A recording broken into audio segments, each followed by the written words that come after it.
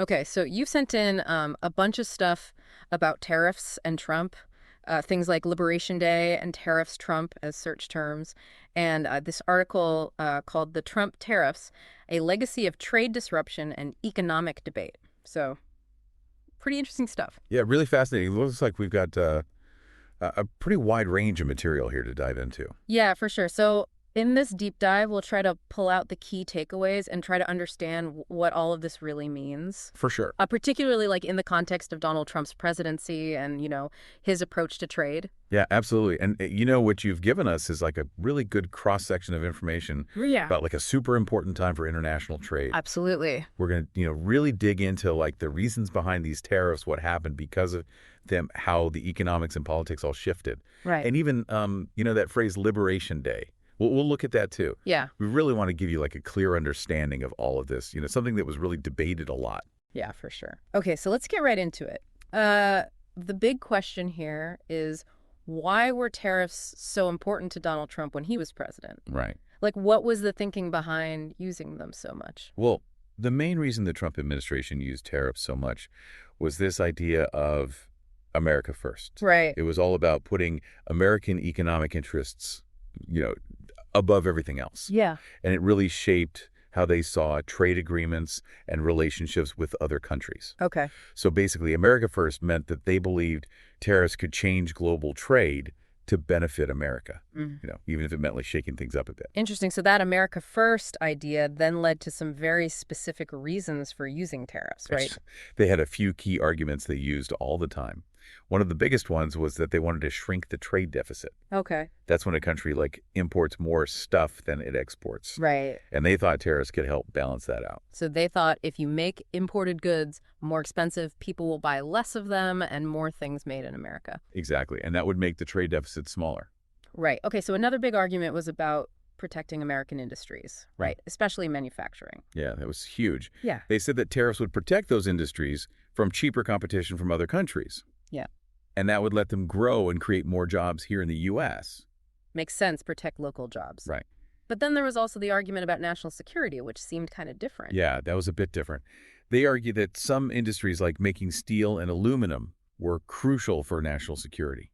Okay. So they put tariffs on imported steel and aluminum to boost production here and, not rely so much on other countries for those materials. Interesting. And then there was this whole idea of reciprocal tariffs, which was talked about a lot. What was that all about? Right. So the idea there was to pressure other countries to lower or completely get rid of their tariffs on American goods. Okay. So the U.S. would put tariffs on countries that already had tariffs on our stuff, kind of like a bargaining chip, to try and get them to remove their tariffs. Okay.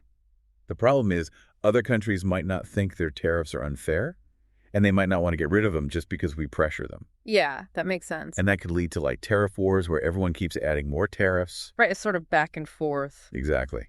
But the goal, in theory, was to make trade fairer for everyone. Right. I see. So those were the main justifications for the tariffs. But what were some of the big concrete actions that actually happened? Right. It wasn't just talk. They actually put some major tariff measures in place. Probably the most famous ones were the tariffs on steel and aluminum in 2018. Right. Like we talked about. They said it was for national security, and they put a 25% tariff on imported steel and a 10% tariff on aluminum from a bunch of countries, even close allies like Canada, Mexico, and the European Union. Yeah, that caused some problems, didn't it? It definitely ruffled some feathers. And then, of course, there was that huge trade dispute with China that went on for a while. What did those tariffs look like? Yeah, that was a big one. It wasn't just one thing. They put tariffs on goods from China in a few different stages, and it ended up covering like hundreds of billions of dollars worth of stuff. Wow. And it wasn't just one industry either. They targeted loads of things, machinery, electronics, consumer products, pretty much everything they imported from China. Right. And of course, China retaliated with their own tariffs on American exports, Yeah. which turned into a full-blown trade war. Right. I remember that going back and forth, it was a big deal. And it wasn't just China, right? They also put tariffs on Europe for different reasons. Yeah, that's right. They put tariffs on some European goods like wine, cheese, and other agricultural products. Okay. And that was mainly because of disagreements about subsidies for the aircraft industry. They said European governments were giving unfair financial help to their aerospace companies. I see. And we should probably also mention the USMCA. What role did tariffs play in that renegotiation of NAFTA. Yeah, so the USMCA was mostly about updating the rules of trade between the US, Mexico, and Canada and trying to make it easier to trade in many sectors. Right. But it did include some stuff about tariffs, especially for the car industry. Okay. Like, there were rules about where car parts could come from, which basically made it less attractive to import certain parts from outside North America.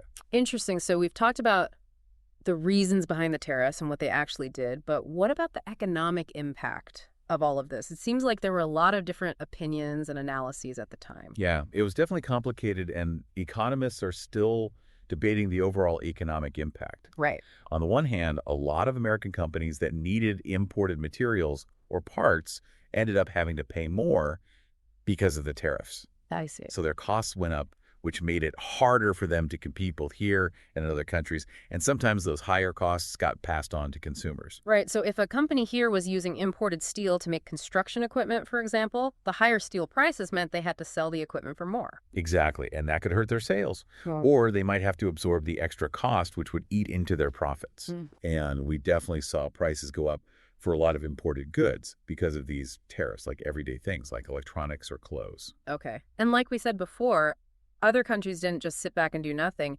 They hit back with their own tariffs on American goods. Exactly. And those retaliatory tariffs, especially the ones on American agricultural products, really hurt U.S. farmers. How so? Well, made it more expensive and difficult for them to export their stuff to those countries. Right. And what about one of the main goals they talked about, reducing the overall U.S. trade deficit? Did all these tariffs actually make that happen?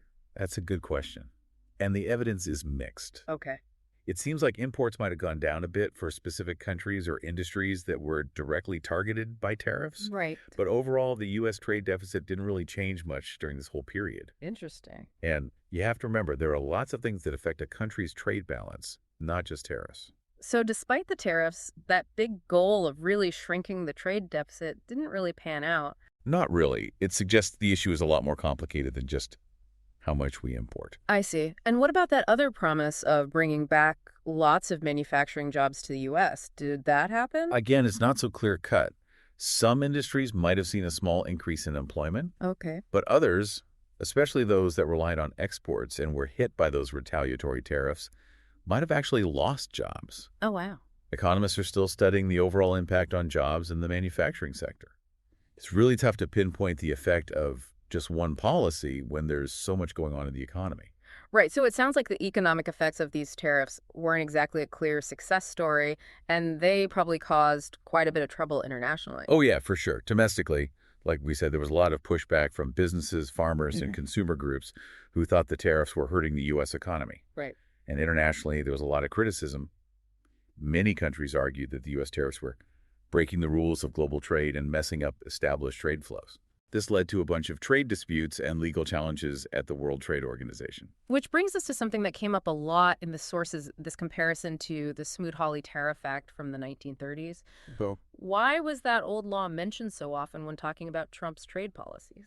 people made that comparison because both Smoot-Hawley and Trump's tariffs had the same basic goal to protect industries here by putting high tariffs on imported goods. Okay. But the really important difference is the economic context. When they happened, Smoot-Hawley was passed during the Great Depression. Right. And most economists think it actually made the global economy worse How so? because it triggered retaliatory tariffs from other countries and caused international trade to plummet. Right. That's a huge difference compared to when Trump put in his tariffs. And the size of the tariffs was quite different, too. Yeah, the actual level of the tariffs was a big difference, while Trump's tariffs were pretty high.